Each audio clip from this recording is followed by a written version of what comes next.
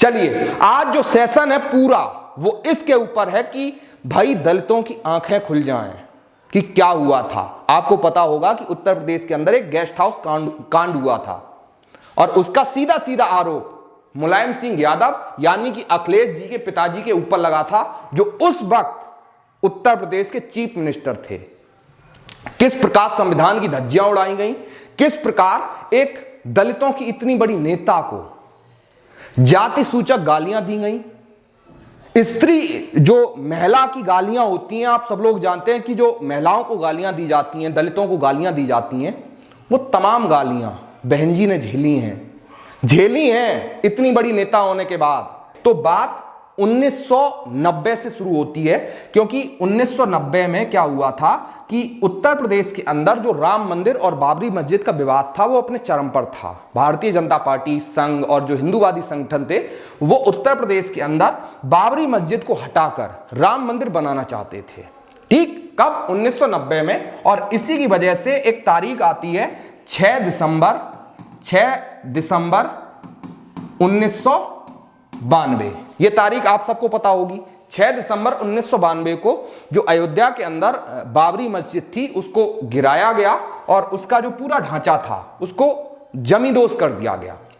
और इसकी जिम्मेदारी लेते हुए जो उस वक्त भारतीय जनता पार्टी के नेता और उत्तर प्रदेश के चीफ मिनिस्टर कल्याण सिंह साहब थे, उन्होंने अपनी पूरी जिम्मेदारी ली और यह कहा कि राम मंदिर के नाम पर मैं ऐसी मुख्यमंत्री की 100 कुर्सियां कुर्बान कर सकता हूं। और उन्होंने तत्काल अपना इस्तीफा दे दिया। यानी कि उत्तर प्रदेश के अंदर 6 दिसंबर 1992 की घटना के बाद राष्ट्रपति शासन लग गया। अब यह तय हो गया कि उत्तर प्रदेश के अंदर चुनाव किया जाएगा, विधानसभा के चुनाव किए जाएंगे। और जैसे ये सारी चीजें सामने आई तो यहां पर जो आप यहां पर ये मुलायम सिंह यादव साहब को देख रहे हो, इनके दिमाग में यह आया कि यह अच्छा मौका है कि जब भाजपा को उत्तर प्रदेश की सत्ता से बाहर किया जाए, क्योंकि इनको यह डर था कि अगर भाजपा दोबारा से सत्ता में आती है तो फिर हमारी राजनीति खत्म हो जाएगी। और इसी वक्त पर मुलायम सिंह यादव साहब, उन्होंने जो समाजवादी पार्टी के संस्थापक स्वर्गीय कांसीराम साहब थे, इनके साथ जैसे ये 6 दिसंबर 1992 की घटना होती है तो उसके बाद ये तुरंत इसके 2 दिन बाद 8 दिसंबर 1992 को कांसीराम साहब के साथ मुलायम सिंह यादव एक मीटिंग करते हैं और ये कहते हैं कि भाई, मुलायम सिंह यादव ये कहते हैं कि भाई उत्तर प्रदेश से भारतीय जनता पार्टी को बाहर करना चाहिए, भाजपा की सरकार अब की बार उत्तर प्रदेश के अंदर नहीं आनी चाहिए। और कांसीराम साहब, वैसे तो तमाम जो पत्रकार लोग हैं वो मतलब ये दावा करते हैं कि कांसीराम साहब ये राजी नहीं थे कि मुलायम सिंह यादव और एसपी के साथ गठबंधन किया जाए, लेकिन कई बातों की वजह से वो मुलायम सिंह यादव और समाजवादी पार्टी के साथ गठबंधन करते हैं। और उसके बाद जब गठबंधन हो जाता है तो उसके बाद शायद मुझे जहां तक सही याद है, उत्तर प्रदेश का एक जिला पड़ता है मैनपुरी के अंदर मुलायम सिंह यादव और कांसीराम साहब की एक संयुक्त रैली की जाती है और यह ऐलान किया जाता है कि अब जो बीएसपी और समाजवादी पार्टी है वो एक साथ उत्तर प्रदेश के अंदर चुनाव लड़ेगी, यानी कि गठबंधन में चुनाव लड़ेगी। और साल 1993 में उत्तर प्रदेश के अंदर चुनाव होता है। 1993 में उत्तर प्रदेश का जो विधानसभा चुनाव होता है, यहां पर समाजवादी पार्टी और बहुजन समाज पार्टी मिलकर, चूंकि दोनों का गठबंधन था, मेरे हिसाब से जहां तक मुझे सही ध्यान है तो 176 सीटें लगभग, जहां तक मुझे सही ध्यान है, अगर कुछ कम ज्यादा हो तो आप करेक्ट कर देना, 176 सीटें समाजवादी पार्टी और बहुजन समाज पार्टी मिलकर जीतती है। और उसके बाद कुछ जो छोटे छोटे दल थे और जो निर्दलीय विधायक थे उनको साथ मिलाकर, उनको मतलब प्लस करके, और जो बहुमत की संख्या होती है उसको मिलाकर उत्तर प्रदेश के अंदर जो सरकार बनाने का काम होता है वो हो जाता है। बात क्लियर?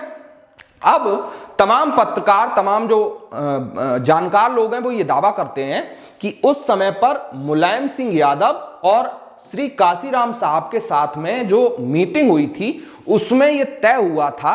कि भाई 2.5 साल जो मुख्यमंत्री रहेगा वो समाजवादी पार्टी का रहेगा और 2.5 साल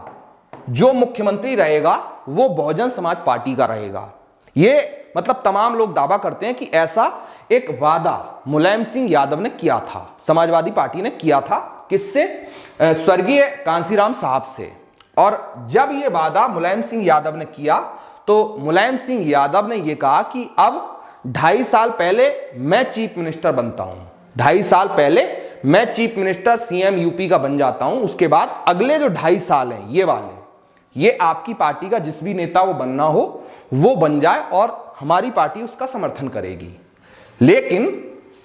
जब मुलायम सिंह यादव साहब 2.5 साल के आसपास मुख्यमंत्री रह लिए और चूंकि 1993 में चुनाव हुए थे तो साल 1995 आ जाता है, 1995 आ जाता है और लगभग जो मुलायम सिंह यादव का 2.5 साल था वो पूरा होने जा रहा था। और बीएसपी की तरफ से ये मांग की जा रही थी कि मुलायम सिंह यादव अब अपने वादे का जो अपना उनका पूरा था उसका मतलब समर्थन करें और बीएसपी को जो मुख्यमंत्री की कुर्सी होती है वो सौंप दी जाए।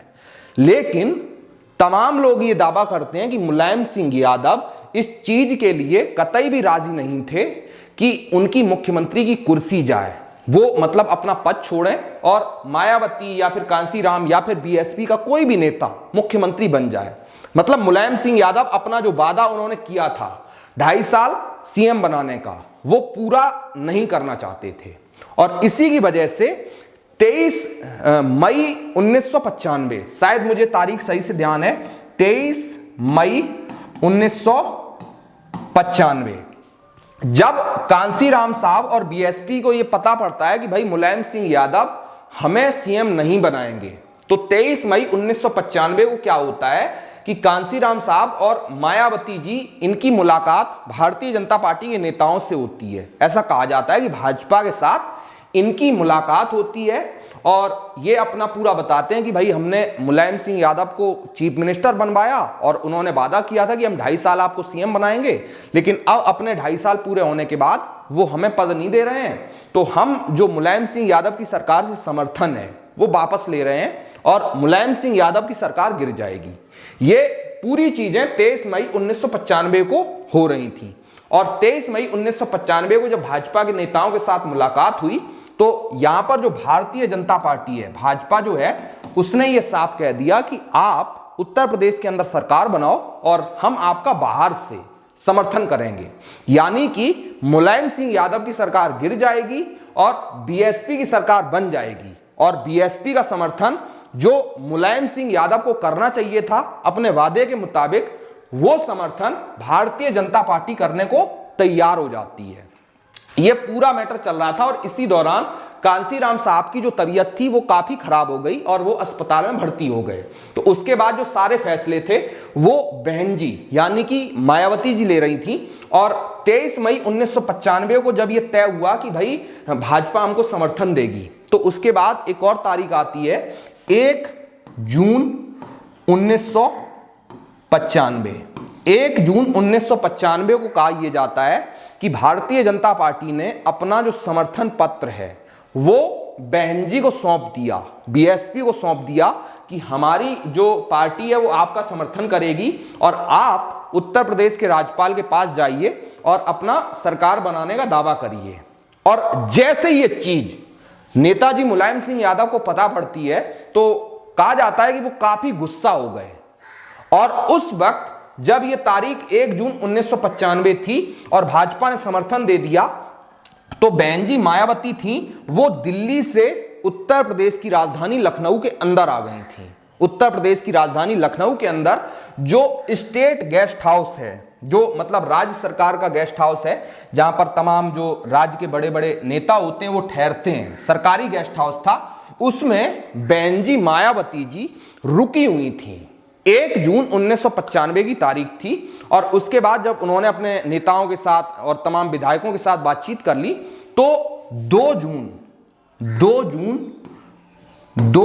1995 की तारीख आती है और यह तय होता है कि अब हम अपनी जो सरकार है वो बनाने का काम करेंगे। और इस दिन बहन जी मायावती, उनके तमाम विधायक जो स्टेट गेस्ट हाउस है, state guest house,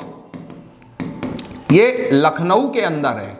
Uttar Pradesh की राजधानी लखनऊ के अंदर जो गेस्ट हाउस है, वहां पर बीएसपी के तमाम विधायक और जो मायावती जी थीं, वो स्टेट गेस्ट हाउस के अंदर अपनी विधायकों की मीटिंग कर रही थी कि कैसे क्या किया जाएगा। और इसी वक्त पर कहा यह जाता है कि मुलायम सिंह यादव को यह पता पड़ गया कि मायावती और उनके विधायक स्टेट गेस्ट हाउस के अंदर एक मीटिंग कर रहे हैं और अब इनके दिमाग में एक साजिश ने जन्म लिया। मुलायम सिंह यादव के दिमाग में यह साजिश आई कि अगर बीएसपी के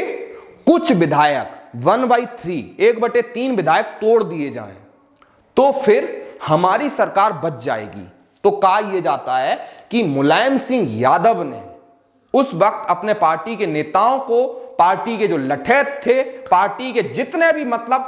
ताकतवर और बाहुबली लोग थे, जो बाहुबली नेता मतलब कुछ भी करने को तैयार थे, उन सब की एक फौज बनाकर, उन सबको एक ग्रुप में बनाकर state guest house Uttar Pradesh के अंदर भेज दिया, जहां पर बहन जी अपने विधायकों के साथ मीटिंग कर रही थी। और मुलायम सिंह यादव ने, चूंकि उस वक्त ये चीफ मिनिस्टर थे, तो उस वक्त उन्होंने पुलिस को और प्रशासन को यह निर्देश दिया था कि भाई आप कुछ भी नहीं करेंगे। जो हमारी पार्टी के नेता, समाजवादी पार्टी के नेता स्टेट गेस्ट हाउस के अंदर जा रहे हैं, आप उनके खिलाफ कोई भी एक्शन नहीं लेंगे। यह सीधा सीधा मुलायम सिंह यादव का निर्देश था और यह एक जांच में साबित भी हुआ है। इसीलिए मैं यह दावा कर रहा हूं कि उस पूरे कांड का जो दोषी था वो मुलायम सिंह यादव साहब को पाया गया था। और जब मुलायम सिंह यादव के लठैत स्टेट गेस्ट हाउस लखनऊ के अंदर पहुंचते हैं तो मायावती जी मीटिंग कर रही थी, वहां पर तमाम विधायकों को जबरदस्ती पैसे का लालच देकर, उनके साथ डराकर, धमकाकर, यहां तक कि मारपीट करके उनको अपने साथ, यानी कि समाजवादी पार्टी के साथ लाने का प्रयास किया जाने लगा। और जब विधायक राजी नहीं हुए, जब बहन जी ने उनका विरोध किया, तो आप भरोसा नहीं करेंगे कि उन्होंने एक महिला, मतलब महिला होने का भी सम्मान नहीं किया। और इतनी ज्यादा मैं आपको बता नहीं सकता हूं उन शब्दों को कि बहन जी के खिलाफ जातिवादी गालियां, जो जातिवादी गालियां होती हैं आप सब लोग जानते हैं, और एक महिला को जो गालियां दी जाती हैं, वो सारी गालियां बहन जी को देना शुरू हो गया। स्टेट गेस्ट हाउस के अंदर वो नेता जो अगले दिन उत्तर प्रदेश की चीफ मिनिस्टर बन सकती थी, उसको दलित होने की वजह से एक मतलब जातवादी गालियां, महिलाओं वाली गालियां भड़ा भड़ दी जा रही थी। और बात यहीं तक नहीं रुकी। तमाम सारे लोग ये दावा करते हैं कि अगर बहन जी और उनके जो तमाम साथ वाले लोग थे, वो बहन जी को कमरे के अंदर बंद ना करते और दरवाजा जोर से सपोर्ट करके बंद ना करते, तो उस वक्त, उस दिन 2 जून 1995 को बहन जी के साथ कुछ भी हो सकता था। कुछ भी का मतलब आप अच्छे से समझते हैं कि एक महिला के साथ कितना ज्यादा मतलब अत्याचार किया जा सकता था। और सबसे कमाल की बात यह है कि कहा यह जाता है कि उस वक्त खुद जो लखनऊ के वरिष्ठ पुलिस अधीक्षक ओपी सिंह थे, वो वहां पर सिगरेट पी रहे थे। एक महिला के साथ इतना कुछ हो रहा था और मतलब ये दावा किया जाता है, हालांकि ये सच है नहीं है, ये जांच का विषय है, लेकिन कहा यह जाता है कि उस वक्त जो उत्तर प्रदेश के पुलिस अधीक्षक ओपी सिंह थे, वो सिगरेट पी रहे थे, क्योंकि मुख्यमंत्री मुलायम सिंह यादव का आदेश था कि आप किसी भी समाजवादी पार्टी के नेता के खिलाफ कोई भी कार्रवाई नहीं करेंगे। और आप सोचिए कि जो जिले का सबसे बड़ा कप्तान, वरिष्ठ पुलिस अधीक्षक है, जब वही वहां पर चुपचाप देख रहा है, सिगरेट पी रहा है और एक महिला को गालियां दी जा रही हैं, उसकी मतलब इज्जत के साथ खेलने का प्रयास किया जा रहा है, उसके विधायकों को मारा पीटा जा रहा है, उसको मतलब पूरी तरीके से तोड़ने का प्रयास किया जा रहा है, तो आप सोच कर देखिए कि हालत क्या होगी। और यह सब कुछ एक मुख्यमंत्री के आदेश पर हो रहा था। और आज उन्हीं के सुपुत्र जो अखिलेश यादव साहब हैं, वो पीडीए की बात करते हैं। और इस पीडीए के अंदर आप भरोसा नहीं करेंगे कि जो डी शब्द है, पी के बाद जो डी आता है, उसमें दलितों की बात है। आप मतलब क्या कहें अब इसके बारे में कि जिस इंसान के पिताजी ने दलितों की इतनी बड़ी नेता के साथ इतना कुछ कर लिया, और वही नेता आज दलितों का हितैषी बन रहा है। और सबसे कमाल की बात यह है कि दलित 2024 के लोकसभा चुनाव के अंदर संविधान बचाने के नाम पर अपनी इस नेता का साथ छोड़कर, बीएसपी का साथ छोड़कर, कि जिसने चलना सिखाया, यहां वोट किया। तमाम ये मतलब जानकार दावा करते हैं। तो ये पूरा स्टेट गेस्ट हाउस हुआ था। उसके बाद हालांकि मतलब मायावती जी ने फोन किया, तमाम नेताओं को किया, तमाम जानकारों को किया, लेकिन किसी ने मायावती जी का साथ नहीं दिया। कोई भी बहन जी को बचाने सामने नहीं आया। और तब उस वक्त जिस भारतीय जनता पार्टी को आप मतलब विरोध करें, अच्छी बात है, भाजपा को आप गालियां दें, कोई दिक्कत नहीं है, भाजपा की जो गलत नीतियां आप उनके खिलाफ सवाल उठाएं, कोई दिक्कत नहीं है, लेकिन उस वक्त बहन जी को बचाने का काम कहा यह जाता है कि भारतीय जनता पार्टी के एक नेता थे ब्रह्मदत्त द्विवेदी, ब्राह्मण समाज से आते थे। ब्रह्मदत्त द्विवेदी साहब थे, और कहा यह जाता है कि वो बहुत बड़े लठैत थे, लाठी बहुत अच्छी चलाते थे। और जब उनको ब्रह्मदत्त द्विवेदी साहब, जो कि भारतीय जनता पार्टी के नेता थे, जब उनको यह पता पड़ा कि एक महिला के साथ, एक बहन के साथ ये अत्याचार हो रहा है, तो वो तमाम बाधाओं को छोड़कर उत्तर प्रदेश के जो स्टेट गेस्ट हाउस था वहां पर पहुंच गए, अपनी लाठी लेकर, अपने साथियों को लेकर, और जो समाजवादी पार्टी के लोग थे, उनके लठैत थे, उनको खदेड़ दिया और बहन जी की जान बचाने का काम किया। और उसी के बाद यह कहा जाता है कि बहन जी, जब तक ये ब्रह्मदत्त द्विवेदी साहब जिंदा रहे, तब तक हमेशा रक्षाबंधन के दिन हमेशा बहन जी ब्रह्मदत्त द्विवेदी को न सिर्फ राखी बांधती थी, बल्कि हमेशा इन्होंने, बहन जी मायावती ने, ब्रह्मदत्त द्विवेदी को अपना भाई कहा था। यह पूरी कहानी है। ब्रह्मदत्त द्विवेदी, एक ब्राह्मण ने अपनी बहन को बचाने का काम किया, उसके बाद बहन हमेशा अपने भाई को राखी बांधती रही। ये पूरी कहानी है स्टेट गेस्ट हाउस की, और उम्मीद है कि आपको बहुत सारी जानकारी मिली होगी।